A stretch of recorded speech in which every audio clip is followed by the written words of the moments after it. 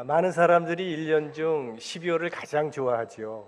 어린아이 같은 경우는 아마 자기 생일 빼고는 12월을 가장 기다릴 것입니다.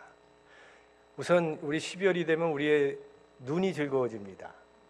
우리 집도 또 교회 와도 거리에도 크리스마스 장식이 우리의 눈을 즐겁게 해주고요. 또 풍기는 냄새도 크리스마스 트리의 냄새, 또 촛불 향내, 마음이 즐거워지고 또 우리의 귀도 들려지는 음악 소리가 우리의 귀를 즐겁게 해주고 있습니다. 12월 한 달 동안은 아마도 페이먼트 내라는 통지서보다 크리스마스 카드를 더 기다리는 그런 달이라서 좋고, 또 연말 모임이 많아서 반가운 사람들 만날 수 있어서 좋고, 또 모임 때마다 수북하게 쌓여있는 그 선물은 비록 내 것은 아니라 할지라도 우리의 마음에 흐뭇함을 또 만족함을 이렇게 주는 그런 12월입니다. 그러나 무엇보다도 12월은 우리 주 예수 그리스도의 계절이기 때문에 좋은 것입니다. 사실 예수님이 아니라면 12월인들 무슨 의미가 있겠습니까? 우리가 주고받는 크리스마스 카드와 선물들, 그리고 이런 장식들과 음악 소리가 예수님이 아니라면 무슨 의미가 있겠습니까? 사람들이 크리스마스를 기뻐하고 즐거워하는 이유는 그들이 인정을 하든 인정하지 않든 예수 그리스도 때문입니다. 그러면 이 예수님은 누구인가? 우리 인류에게 주어진 가장 중요한 질문이죠. 이 질문에 대한, 예수는 누구인가에 대한 나의 신앙 고백이 나의 인생을 결정할 것이고 나의 영혼을 결정할 것이기 때문입니다. 예수님의 가르침과 예수님의 생애를 가장 사실적이고 구체적으로 우리에게 보여주고 있는 책이 사복음서죠. 근데 그 사복음서의 시작이 다 조금씩 다릅니다. 그 첫 부분을 보면 그 복음서를 기록한 그 저자가 예수님을 어떠한 관점에서 보고 있는가가 뚜렷하게 나타납니다. 먼저 마가복음을 보시면 마가가 본 예수님은 어떤 분이신가? 마가복음 1장 1절에 하나님의 아들 예수 그리스도 복음의 시작이라 하면서 마가복음이 시작되고 있습니다. 마가는 예수님을 볼 때 복음이 중요하다고 봤다는 것입니다. 예수님은 이 세상에 복음을 주시기 위해서 오신 분이기 때문에 그분이 어디에 태어났건 그런 것은 하나도 중요한 것이 아니고 예수님의 복음의 시작이 중요하다고 생각해서 마가는 탄생에 대한 기록이 없습니다. 단지 복음의 시작을 알리는 요단강에서 세례 요한으로부터 예수님께서 세례받는 그 장면에서부터 마가복음은 시작을 합니다. 누가가 본 예수님은 어떤 예수님인가? 누가는 하나님의 아들 예수 그리스도가 이 땅에 오셨다는 것은 상당히 중요한 일이다. 그래서 탄생 때부터 기록을 해야 된다고 생각을 했습니다. 하나님의 아들이 이 세상에 오셨다는 것은 이건 엄청난 변화를 예고하고 있는 것이기 때문에 대단히 중요하다고 생각을 해서 누가는 예수님의 탄생에 대해서 1장과 2장 장장 오랜 긴 절수를 예수님의 탄생 기록에 대해서 아주 상세하게 그렇게 기록을 해놨습니다. 마태복음의 저자 마태는 예수님을 어떻게 봤는가? 누가보다 좀 더 거슬러 올라갑니다. 예수님은 아브라함과 다윗 때부터 이미 세상에 오시기로 약속된 분이라는 것을 선언합니다. 마태복음 1장 1절 아브라함과 다윗의 자손 예수 그리스도의 세계라. 그러니까 예수님을 소개할 때 다윗으로 아브라함으로 거슬러 올라간다는 겁니다. 오늘 우리가 읽은 이 요한복음은요, 그거보다 한 단계 더 끌고 올라가서 예수님은 그보다도 더 훨씬 이전에 계신 분임을 밝히고 있습니다. 태초에 말씀이 계시니라, 태초에 예수님이 계시니라라는 그런 뜻인데요, 예수님은 태초부터 이야기해야 되는 분이라는 것이 요한의 주장입니다. 예수님은 다윗보다 이전에 계셨고 아브라함보다도 먼저 계셨고 아담과 하와가 있기 전에 이 세상에 생물이 존재하고 이 세상에 빛이 존재하기도 전에 우주 만물이 생성되기도 이전에 계셨던 분이라고 말하고 있는 것입니다. 태초부터 계신 분이라는 거예요. 요한이 무엇을 말하려고 하는지 분명합니다. 요한은 예수님이 하나님이시라는 것을 말하고 싶어 하는 것입니다. 이 말씀이 하나님과 함께 계셨으니 이 말씀은 곧 하나님이시니라. 이게 요한이 우리에게 제시하는 예수님입니다. 제가 아는 목사님 한 분이 몇 해 전에 한국에 있는 대학교의 교목 자리에 지원을 하셨습니다. 그 학교는 선교사에 의해서 세워진 학교고 또 주중에도 학교에서 예배를 드리는 그런 미션 스쿨입니다. 거기 교목이 7명이 있는데 그중에 1명이 떠났기 때문에 이제 그 자리를 보충하기 위해서 신임 교목을 찾고 있었습니다. 근데 목사님이 지원을 했는데 서류 심사 가운데 2사람으로 추렸는데 그 중에 1사람이 된 거예요.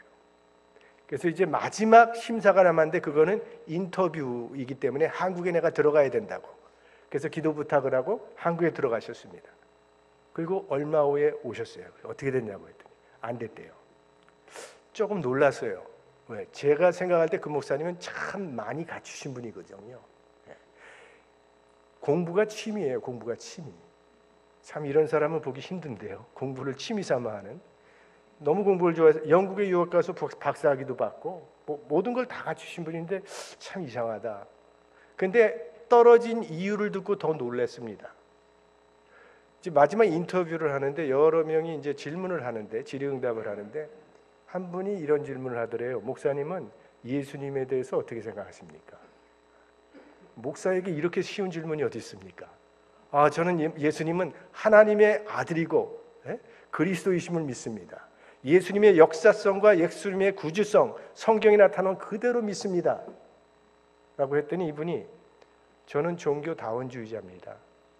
그렇게 편협한 생각을 가지고 어떻게 지성인들과 대화하며 그 사람들을 인도할 수 있겠습니까? 결국은 떨어졌어요.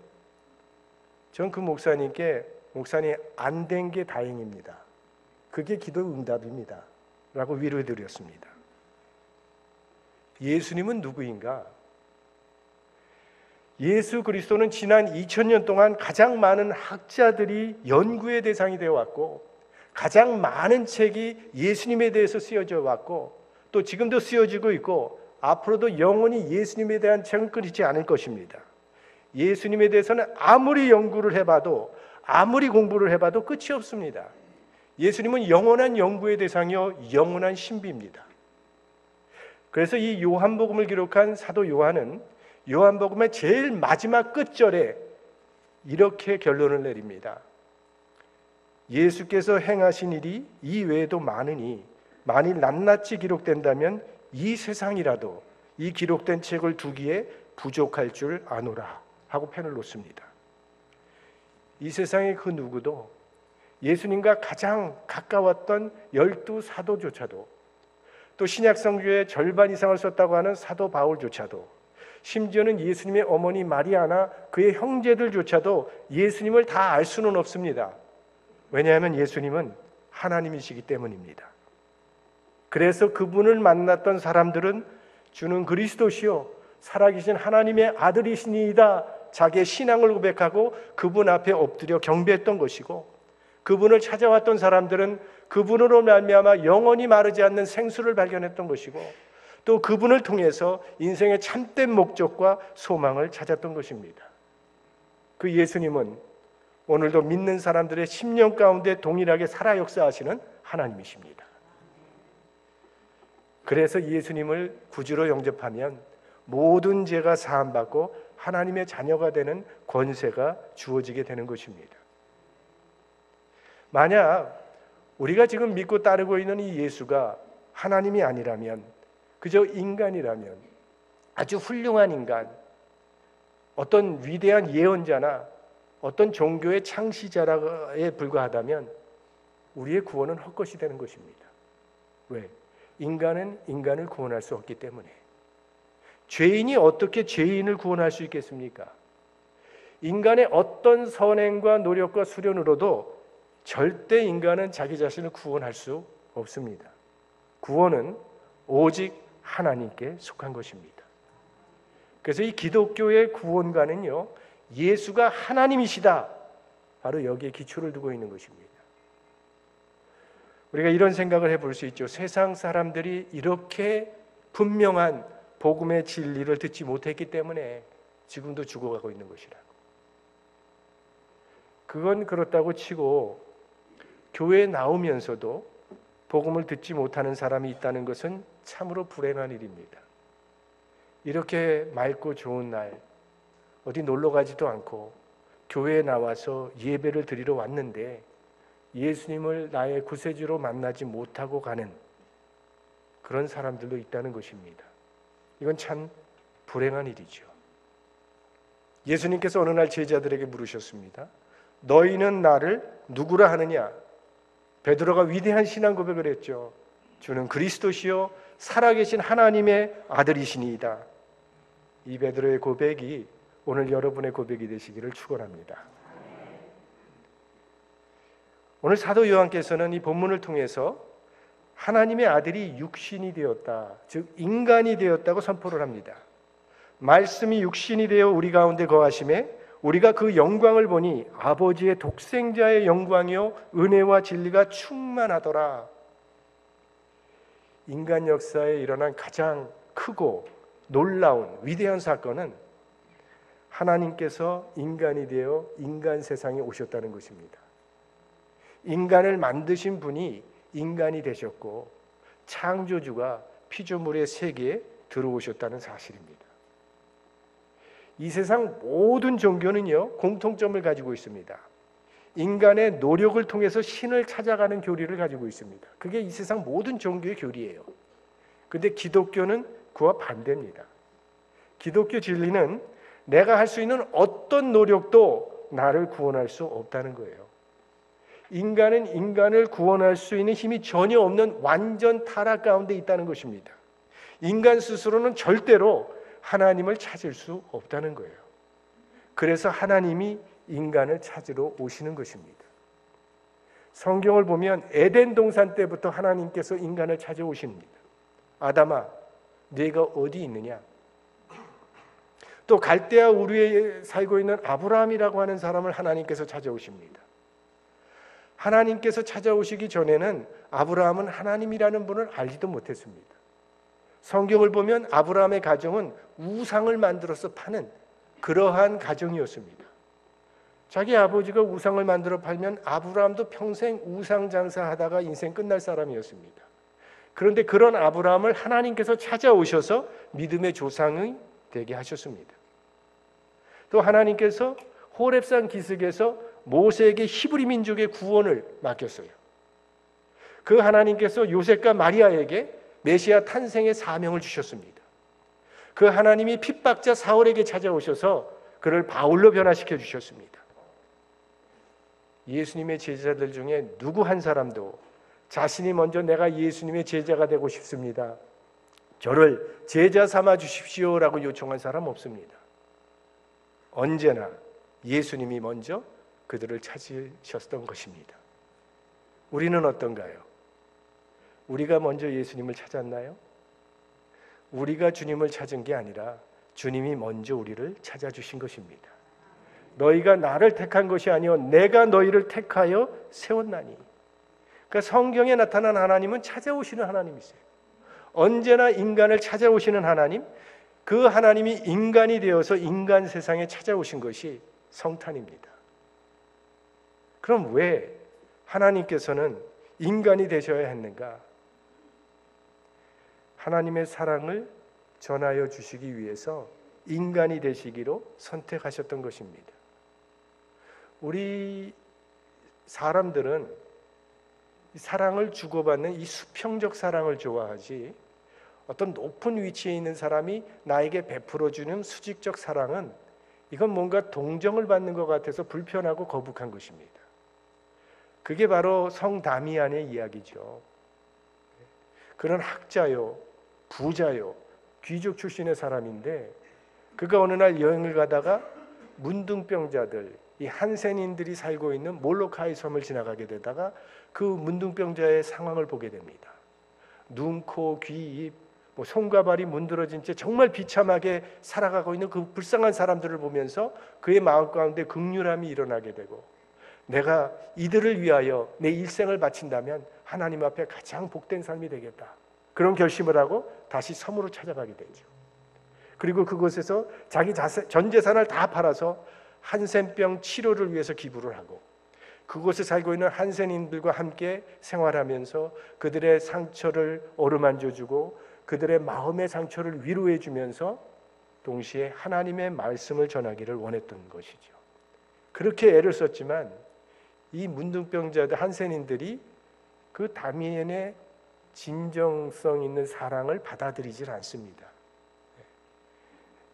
당신이 이렇게 좋은 일을 하는 것에 대해서는 고맙게 생각한다는 거예요. 하지만 건강한 당신이 우리 같은 병자의 아픔과 슬픔을 이해할 리가 없다는 겁니다. 당신같이 건강한 사람이 우리를 위하여 이런 일을 하는 것은 불쌍한 사람을 돕는다고 하는 도덕적 우월감을 즐기려고 하는 것이지 어떻게 당신들이 우리의 아픔을 알 수 있겠어. 이건 어떻게 보면 있는 사람들이 향유하고 싶은 도덕적 향락주의가 될 수 있다. 이런 식으로 그들이 고맙게는 받지만 다미안의 진정을 받아들이지 않으니 얼마나 다미안이 마음이 아프고 답답했겠습니까? 그래서 그때부터 다미안은 기도하기 시작합니다. 하나님, 저도 문둥병자가 되게 해주세요. 그렇게 기도하는 가운데 계속 그들의 상처를 어루만져주고 같이 먹고 자면서 생활하는 가운데 결국 그도 문둥병 환자가 되지 않습니까? 그제서야 여러분, 저도 여러분과 똑같은 문둥병자가 되었습니다. 그랬더니 그제서야 그들이 회개하고 다미안이 전하는 예수 그리스도를 영접하게 되었다는 의미입니다. 사랑의 전달이 이렇게 어려운 것입니다. 하나님께서 저 하늘나라 위에서 우리를 내려다보면서 내가 너희를 사랑한다라고 아무리 외쳐도 그게 우리에게 전달되지 않는다는 거예요. 그래서 하나님께서 인간이 되신 것입니다. 그가 우리와 같아짐으로 우리가 그를 받아들일 수 있게 되었고 그가 우리와 같아짐으로 우리도 그와 함께 영원한 나라로 갈 수 있는 길이 열리게 된 것입니다. 월러드라고 하는 미국의 사회학자가요, 사랑과 권력과의 함수관계를 사랑과 권력은 반비례한다라고 하는 그런 원리를 발표했습니다. 그러니까 사랑이 커지면 권력은 상대적으로 작아진다는 것입니다. 그런데 권력이 커지면 사랑은 상대적으로 작아진다는 거예요. 예를 들면 젊은 연인이 있는데 남자는 여자를 죽도록 사랑합니다. 근데 여자는 그 남자가 별로예요. 그러나 버리기는 아까우니까 옆에 그냥 두고 있습니다. 자, 이렇게 되는 경우에는 여자가 강자가 된다는 겁니다. 남자는 약자가 된다는 거예요. 그리고 여자가 마음대로 남자를 지배할 수 있는 위치에 서게 된다는 거죠. 그래서 여자가 피자 먹고 싶다 그러면 남자는 순댓국을 먹고 싶어도 피자 먹으러 가야 된다는 거예요. 남자는 액션 영화 보고 싶었는데 여자가 멜로 영화 보고 싶다 그러면 거기로 끌려가는 거예요. 그러니까 여자가 강자가 되고 남자는 약자가 된다는 거예요. 왜? 남자가 여자를 더 사랑하기 때문에. 사랑이 크면 클수록 힘에는 약자가 된다는 거죠. 자식 이기는 부모 없다는 말이 왜 나왔겠어요? 부모가 자식을 못 이깁니다. 왜? 부모가 자식을 더 사랑하니까. 그리고 사랑은 사람을 약하게 만드니까. 하나님은 인간을 얼마나 사랑하셨는지 신의 권리까지 포기하고 인간이 되셨다는 것입니다. 하나님은 말씀으로 천지를 창조하신 분이신데 없는 데서 있게 하시고 있는 것도 없게 하실 수 있는 전지전능하신 못하실 것이 없으신 하나님이신데 그 하나님이 못하시는 것이 하나 있다는 겁니다. 인간을 향한 짝사랑을 포기하지 못한다는 거예요. 도망가는 쪽은 항상 인간이고 버림당하는 쪽은 항상 하나님입니다. 버림당할 때는 그렇게 슬퍼하고 마음 아파하면서도 버리고 떠나간 그 인간들을 저주하지 못하고 끝내 포기하지 못하신다는 거예요. 반드시 멸하리라 심판을 선언하셨다가도 돌아오면 재빨리 취소하고 용서해 주시는 자존심도 없는 하나님. 어제 용서를 빌고 오늘 또 똑같은 죄를 똑같이 반복을 해도 하나님은 또 속아주시고 또 용서해 주십니다. 하나님은 인간 앞에서는 언제나 약자입니다. 이런 하나님의 사랑은 우리 죄를 용서해 주는 것으로 멈추지 아니하고 아예 우리 죄를 대신 짊어지시고 십자가를 지셨다는 것입니다. 하나님은 우리를 사랑하십니다. 이 세상에 나 한 사람만 있다 할지라도 하나님은 그 나를 위하여 세상에 오셔서 십자가를 지실 분이십니다. 이런 하나님의 사랑 때문에 우리는 구원받았다고 말할 수 있는 것이고, 이런 하나님의 사랑 때문에 우리는 마지막 순간까지도 소망을 가질 수 있는 것입니다. 우리 소록도에서 한센인들을 43년 동안 돌보아 주다가 본국으로 돌아간 소록도 천사의 이야기를 여러분 아십니까? 마리암네 수녀님과 마가렛 수녀님, 이 두 분은 오스트리아 출신이고 간호학교를 나왔는데 소록도에서 간호사가 필요하다는 이야기를 듣고 1960년대에 소록도를 찾아오게 됩니다. 그리고 소록도에 발을 디딘 그 순간부터 43년 동안 하루도 빠짐없이 그 한센인들을 돌보는 일을 했습니다. 장갑도 끼지 않고 그들의 상처를 만지면서 약을 발라주면서 그들의 마음을 위로해주면서 함께 생활하는데, 환자들이 그렇게 말렸음에도 불구하고 입으로 피고름을 빨아내는 그런 일까지도 마다하지 않았다고 합니다. 드러내지 않는 사랑이 진정한 사랑이라고 믿었기 때문에 그들은 어떤 상도 거부했고 어떤 인터뷰도 거절했습니다. 거기서 봉사하는 사람에게는 봉사자에게 한 달에 식대가 10만 원이 지급되는데 그 10만 원도 안 받겠다고 하는 것을 병원 측에서 이거 안 받으면 봉사자의 자격이 주어지지 않는다고 그래서 겨우 설득을 해서 겨우 손에 쥐어줬다고 합니다. 그 식비 그리고 본국에서 보내주는 생활비까지도 이 환자들을 위해서 대부분 사용을 했다고 합니다. 그래서 그 수녀들이 70세가 되었을 때 이제 본국으로 돌아갈 때, 그 본국으로 돌아갈 때도요, 편지 한 장 남기고 몰래 새벽에 섬을 떠났습니다. 그 편지에는 이제는 나이가 들어 제대로 일을 할 수 없어서 부담을 주기 전에 떠납니다 라는 사연만 남기고 떠났습니다. 20대의 젊고 아름다운 모습으로 소록도에 찾아왔다가 70의 할머니가 되어 고국으로 돌아가는 이 두 수녀님의 손에는 43년 전에 들고 왔던 낡은 가방 하나만 달랑 들려 있었다고 합니다. 사랑하면 점점 작아지는 겁니다. 그러다가 아예 마지막에는 없어져 버리고 맙니다. 기독교를 사랑의 종교라고 부르죠.